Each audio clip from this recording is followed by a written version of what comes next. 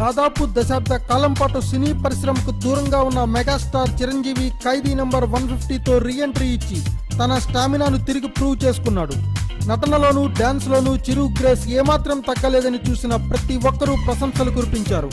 ఇక అదే దూకుడుతో వరుస సినిమాలను చేసేందుకు మెగా ప్లానే వేసుకున్నాడు చిరు. మొత్తం 5 భారీ బడ్జెట్ సినిమాలను వరుసగా పట్టాలెక్కించనున్నాడట. ఈ 5 సినిమాలకు హేమా హేమీ దర్శకులైన బోయపాటి సీను, రాజమౌళి, పూరి జగన్నాథ్, సురేందర్ రెడ్డి, రామ్ గోపాల్ వర్మలను ఎంచుకున్నాడట.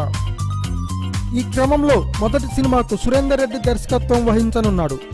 ఈ ఉగాదికి ప్రారంభం కానున్న ఈ సినిమాలో చిరు తనయుడు చెర్రీ కూడా కీ రోల్లో నటించనున్నాడు. ఇక రెండవ సినిమాకు వివాదాస్పద దర్శకుడు రామ్ గోపాల్ వర్మ దర్శకత్వం వహించనున్నాడని టాక్ వినిపిస్తుంది. ఈ సినిమా సర్కార్ తరహాలో ఉండనుందట. ఇక మూడవ సినిమా కథను పర్చూరి బ్రదర్స్ 2 ఏళ్ల క్రితమే రెడీ చేసి ఉంచారట. ఉయ్యాలవాడ నరసింహారెడ్డి అనే స్వాతంత్ర్య సమరయోధుడి బయోపిక్ ఆధారంగా ఈ సినిమా సాగనుంది. కాగా ఈ సినిమాకు బోయపాటి సీను దర్శకత్వం వహిస్తున్నాడు, లేక సురేందర్ రెడ్డి దర్శకత్వం వహిస్తాడో ఇంకా తెలియాల్సి ఉంది. ఇక 4వ సినిమాను చిరు పూరి జగన్నాథ్తో చేయనున్నాడట.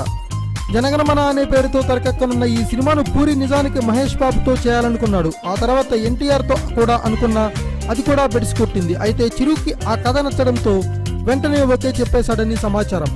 అలాగే 5వ సినిమాను రాజమౌళి దర్శకత్వం వహిస్తున్నాడట. ఈ సినిమా ఒకప్పుడు సంచలనం సృష్టించిన జగదక వీరుడు అతిలోక సుందరి సినిమా తరహాలో ఉంటుందని తెలుస్తోంది.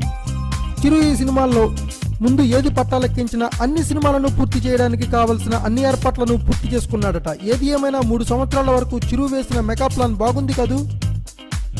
Thanks for watching. Please subscribe our channel.